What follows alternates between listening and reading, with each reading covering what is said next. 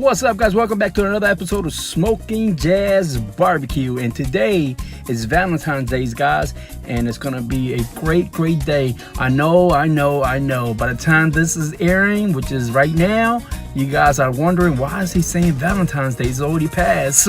But it's Valentine's Day right now in the past, currently in my time frame right now. So I know I traveled back in time to do this video. Alright, guys, I'm just joking. So today's Valentine's Day. We're gonna be doing something special because, I gotta say, I'm the luckiest man in the world because my wife does not want to go to no fancy restaurant and do anything fancy whatsoever, and except for my dog. Oh, I love you too, buddy. Okay. Alright, guys, so we're gonna be doing some reverse sear ribeye steaks. This is gonna be some good stuff, so I'm gonna show you how to do it. And we're gonna do some bacon wrapped asparagus, and this is gonna be some good Valentine's Day meal, because we don't have to go out and spend this kind of money. We can do this right at home, and I'll show you how, guys. Alright, guys, welcome back to another episode. If you are brand new to this channel, make sure you hit that subscribe button right now and ring that bell. That way you stay updated on all the latest content that I put out. So without further ado, guys, let's get started. Man, oh man, there's going to be some goodies right here, guys. I promise you that.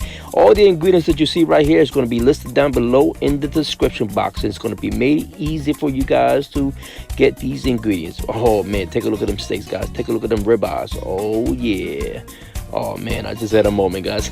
Just had a moment. So we're going to use the 2-layer seasoning right here, guys. We're going to use this Montreal steak seasoning right here and my all-purpose barbecue rub. This is going to be some good stuff, man. But as always, you can always use your Prairie barbecue rubs, man. Oh man. But we're going to shake these barbecue rub, and we're going to definitely do a nice layer on these bad boys right here. And as always, you want to pat the rubs down, never rub your rubs in. So we're going to flip and repeat that same process on the opposite side and let that marinate for a little bit.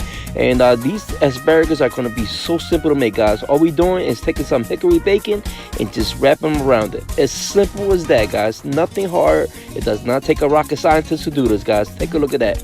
As simple as apple pie. Yes, sir. And we're going to take some barbecue seasoning and just season them lightly because the hickory bacon is already salty enough. Meanwhile, we're going to prep a Weber kettle for grilling and smoking. In today's wood flavors, we're going to be using some hickory and pecan. Man, that's going to be some good smoking woods right there, man. I'm telling you that. Along with some Kingsford long burn charcoal. Woo, what a perfect combination, guys. Yes, sir. So we're going to line these bad boys up just like so. And then we're going to start our charcoal chinning with some Weber's Lightest Cube. In about 15 minutes or so, this is what it looks like after that. Wow, nice and charred over, guys. Yes, sir. Next, we're going to add our cast iron pan over the top of the barbecue vortex. But in the meantime, time for some smoke flavor. So we're going to take our ribeyes that have been marinated for about 10 to 20 minutes or so, and we're going to place it on top of the grates. Man, oh man. So we're going to smoke these bad boys for about 30 minutes at 225 degrees, and that's going to be in Fahrenheit.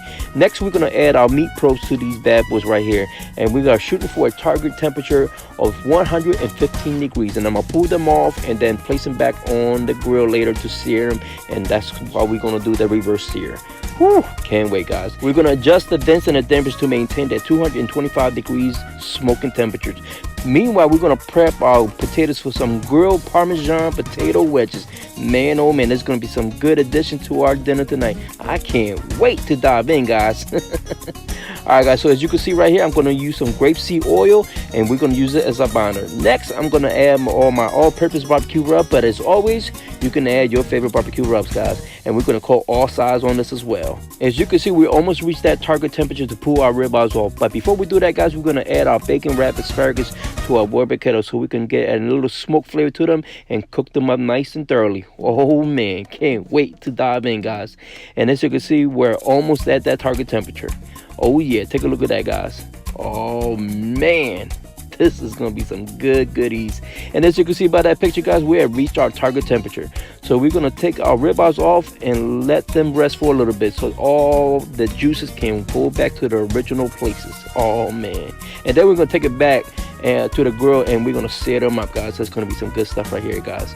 And we added our potato wedges right there, and it's time to grill these potato wedges up.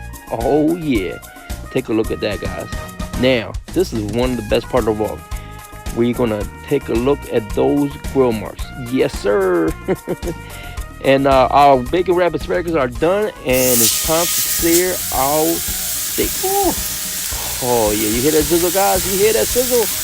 You gotta love that sound, boy. I tell you. Oh man.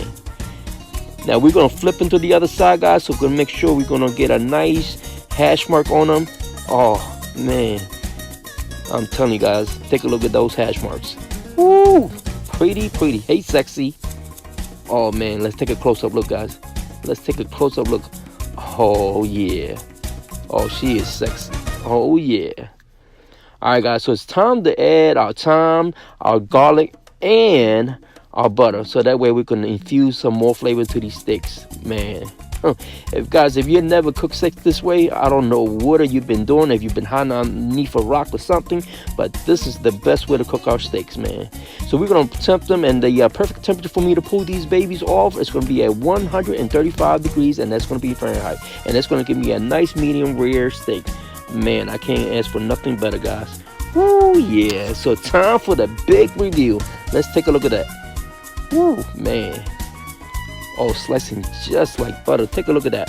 Perfectly cooked medium rare steak. Look at that, guys. Now, guys, if you like a little bit more done, you can pull them off at about 140, 145. But I think that's going to be too much. But you got to let these steaks rest for about 10 minutes or so before you cut them to them. Otherwise, the juice is going to be flowing all over the place. But take a look at that. Look at that bend test. Oh, man. Guys, this is my version of reverse sear steaks right here, the Lover's Edition. Take a look at that beauty.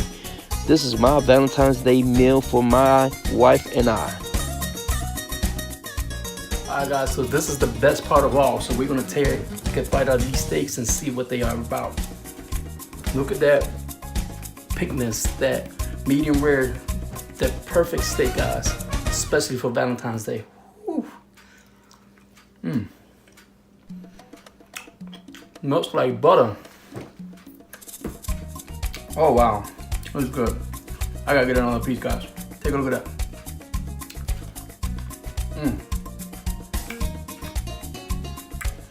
Guys, I'm gonna go ahead and set the plate up for me and my wife, but I'm gonna destroy this, guys. Wow, take a look at that. Until next time, this is Smoking Jazz Barbecue.